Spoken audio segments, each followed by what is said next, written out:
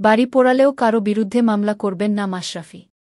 বৈষম্যবিরোধী ছাত্র আন্দোলনের সময় নিশ্চুপ ছিলেন বাংলাদেশ ক্রিকেট দলের সাবেক অধিনায়ক মাশরাফি।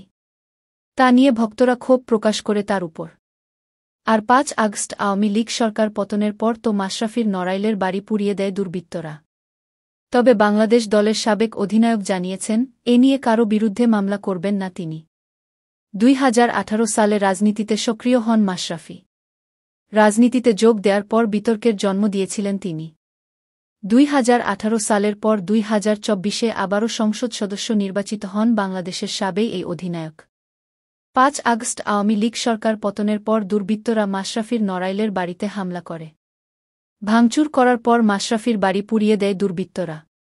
নিজের বাড়ি পুড়িয়ে দিলেও দুর্বৃত্তদের বিরুদ্ধে মামলা করতে চান না বলে এক পোর্টালকে দেয়া সাক্ষাৎকারে বলেছেন ম্যাশ। তিনি বলেন, নড়াইলের বাড়িটা করেছিলাম মায়ের জন্য। এখন শেষ। অনেকেই বলেছেন মামলা করতে, ব্যবস্থা নিতে। ছবি ভিডিও সবই আছে অনেকের কাছে।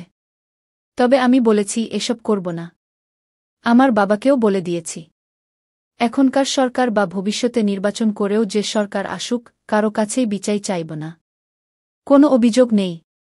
বাড়ি পুড়িয়ে দেয়ায় দুর্বৃত্তদের বিরুদ্ধে কেন মামলা করতে চান না সেটাও ব্যাখ্যা করেছেন মাশরাফি। তিনি বলেন, বাড়ি যারা পুড়িয়েছে তাদের বাড়ি নড়াইলের বাইরে হওয়ার কথা নয়, নিজের জেলার মানুষদের বিরুদ্ধে আমি কোনো অভিযোগ করতে চাই না। এদিকে মাশরাফিকে প্রশ্ন করা হয়েছিল তিনি ক্রিকেট বোর্ডে ফিরবেন কিনা।